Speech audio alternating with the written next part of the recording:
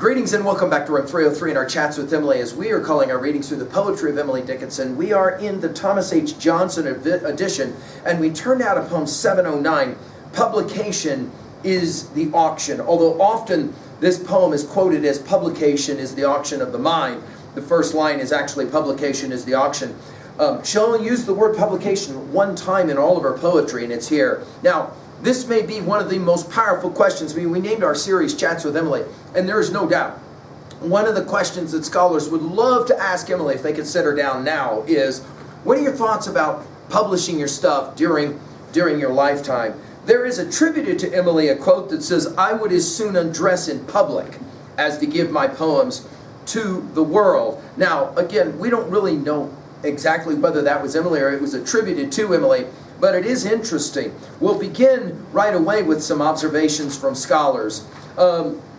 When Thomas Higginson had suggested to in the previous year of this poem that she might publish some poems in a letter called letter number 265, the reply was interesting. She said, quote, "I smile when you suggest that I delay to publish, that as foreign to my thought as firmament to fin." In other words, end quote. In other words, if published, she not only be a fish out of water, but a fish in the sky.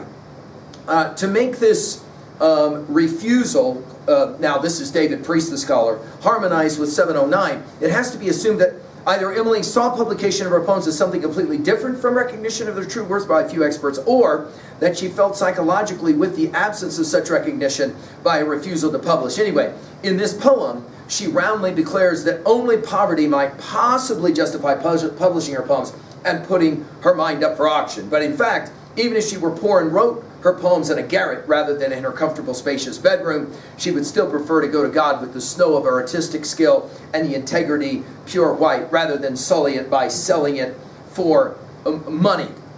Now, the publications of Emily in her lifetime are rather few. 1 letter and 10 poems is all that we got. Most scholars believe that Emily did not authorize any of the publications that we'll talk about. In 1850, she had Magnum Bonum Valentine Letter that was published. In 1852, poem number 3 that we've already done was published. In 1858, poem 35. In 1861, poem 214. In 1862, poem 216. In 1864, poem 328 and 137. Also, 130. 324, and then Successes Counted Sweetest, poem 67. In 1866, 986, A Narrow Fellow in the Grass was published, and then in 1878, poem 67, again, Successes Counted Sweetest. This is the only known publication in a book. It was reprinted in A Mask of Poets, and it was titled Success. There are 3 other publications. In 1856, I'm Nobody, poem 288, which we'll play with in a bit. In 1863, My Life Stood a Loaded Gun, 754, published in Harper's Weekly. And then finally, again, in 1882, Success is Counted Sweetest. Now, our assumptions, if they've been following our stuff at learnstrong.net, down that left-hand side, Chats with Emily's our playlist. I'm hopeful that you've worked through a set of introductory comments where we talked about Emily's reluctance, maybe her desire and her reluctance, given some rejection that happened along the way to publish her stuff. And as well, I'm hopeful that you've already worked with us on the previous 708 poems. We just finished with 708. I sometimes drop it. Now, if you've done that study, then you'll appreciate the echoes that we are seeing in this poem, as Emily seems to struggle a little bit with sharing her stuff. One scholar has called this both a personal declaration and a sermon that will happen at the same time. I want you to notice in this poem the economic language, auction, invest, sell, parcel, merchant, price, and the spiritual language as well, from the spiritual realm. Mind of man, white creator, snow, royal air, heavenly grace, human spirit, disgrace. One scholar has called this poem an elaborate argument against merchandising one's mind. Now, let's remind ourselves that the way the Greeks understood the value of the poet was to place the poet as the intermediary, right in between the gods, who of course are immortal and know everything, omnipotent, and humans, which are obviously mortal and know virtually nothing. The poets or the artists sit right in between. We've given full lectures on this at learnstrong.net. And the idea is that the gods inspire, right, the poets, who then translate on to humans the important information. The question for Emily is it worth money? Now, I think she's channeling the whole debate that Socrates has in Apology and elsewhere, that he's hot, but he never took any money for the work that he did. Let's enjoy how Emily says it. Publication is the auction of the mind of man. Poverty be justifying for so foul a thing? Possibly. But we would rather from our garret go white unto the white Creator than invest our snow. Thought belonged to him who gave it, than to him who bare its corporal illustration. Sell the royal heir in the parcel, be the merchant of the heavenly grace, but reduce no human spirit to disgrace of price. Now, notice she'll begin with this word publication. Now, let's begin by returning back. You'll remember when we did 288. I'm nobody. Who are you? Are you nobody too? Then there's a pair of us. Don't tell. They're advertise. That word advertise is key. You know. How dreary to be somebody. How public like a frog to tell one's name the livelong June to an admiring bog. Of course, remember 441. This is my letter to the world that never wrote to me. That is to say, never published, maybe, is a way to read that. The simple news that nature told with tender majesty. Our message is committed to hands I cannot see. She never published in her lifetime. For love of her, sweet countrymen, judge tenderly of me. So notice, the question here is not so much the writing of the poems, but rather the sharing or the publication of the poems. We'll get to a scholar who comments that Emily's form of publication was through letters privately. Notice the dash. And then she'll say about publication that it is the auction of the mind of man. Now, some scholars have made the connection with auction and, of course, the slave trade, remembering she's writing this in the middle of the Civil War, which is ostensibly fought to get rid of the slave trade. Or maybe she's talking about auctions as in when you go bankrupt and they auction off all of your stuff. By the way, the only other time auction gets used is in poem 1612. I'll let you guys run that one to ground. There is one reason maybe why one should publish, and it is poverty. Now, that's ironic, given, of course, Emily grew up in an upper middle class home and never encountered poverty, really. And she says, okay, maybe poverty is a justification for so foul a thing. Of course, we immediately think of her study of Shakespeare's Macbeth, fair is foul and foul is fair, hover through the fog and filthy air. We've given full lectures at learnstrong.net. She will admit the possibility that maybe publication could happen because of poverty. But notice the royal we capitalized, would rather go from our garret. We would rather from our garret go. I'm sorry, she uses the inverse, right? That is to say, where she lives. Of course, that's that bedroom of hers, if you will.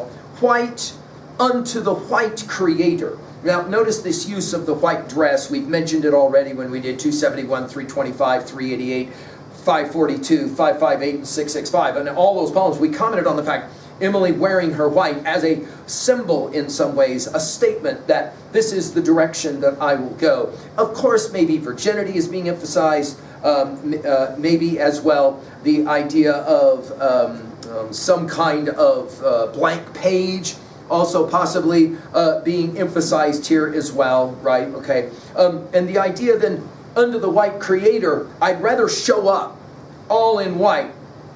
And simplicity, we might call it, right? Virginity and the like. Then invest our snow, her poetry she considers like snow. And then she'll borrow heavily from this idea that we said of the Greeks, who saw their poets as being inspired by the gods. Thought belonged to him. Notice the use of belong instead of the singular.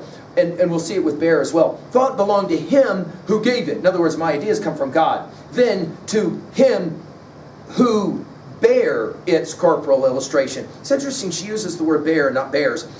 Some scholars have pointed out that it's almost like the suffering Christ because of the incarnation itself. And the idea then that there's a tension, right? I'm willing to write this stuff because it comes from God, but I cannot sell it. I can't give it away with merchandising being central to it. Notice the corporal illustration. That is to say, somehow taking the important ideas and then incarnating them into words of a kind. And then setting off with the dash is the word sell. Of course, the economic language here, right? the royal heir in the parcel.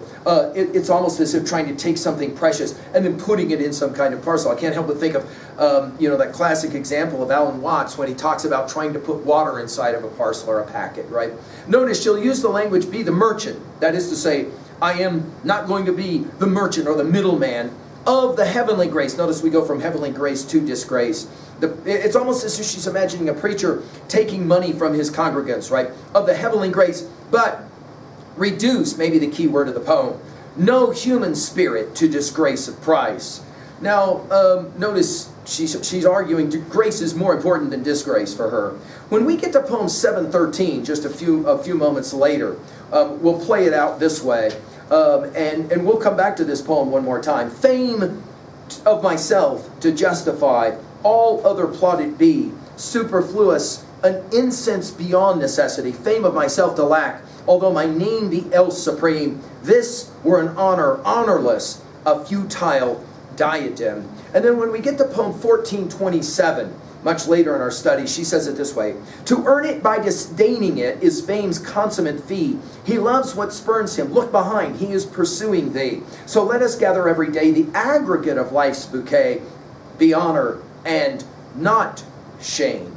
Now, I think the argument that she's making is that at 2a, some things are not for sale. In regards to one scholar's understanding of this, Sharon Leiter, and this is so brilliant, I want to share it with you.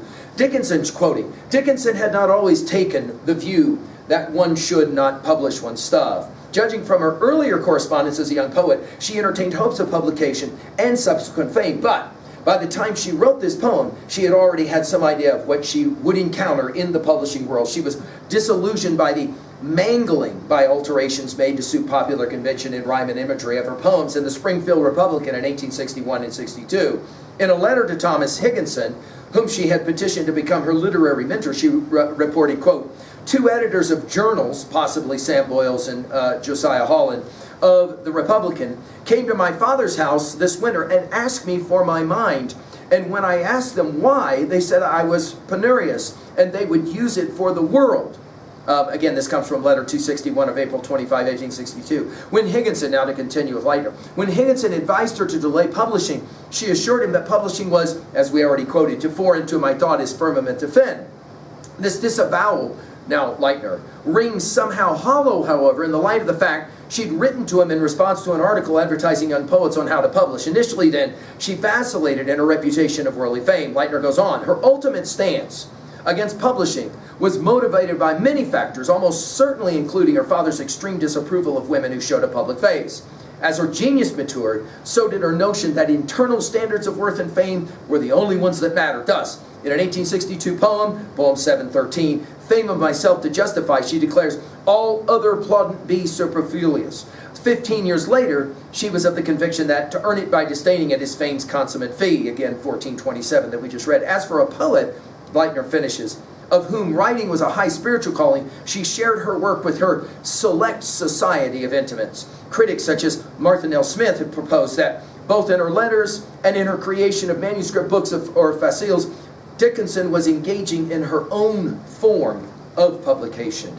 In regards to 3a and the rhetorical techniques here, notice the love of certain consonants that's used alliteratively here. Publication, poverty, possibility, parcel, price. Also, corporal, spirit, mind, man, for, foul, belong, bear, be, but, garret, gave, grace, as well as disgrace, and consonantly as well, its, illustration, sell, parcel, grace, reduce, spirit, disgrace, price. In other words, you have the symphonic happening here. Finally, to own a poem like this at 3b, what do you think about Emily's idea that one should not get rid of one's stuff so easily, that one should, if you're going to do it at all, give it away? And is this why we've not monetized thus far any of our work with this series? I wonder. Thank you.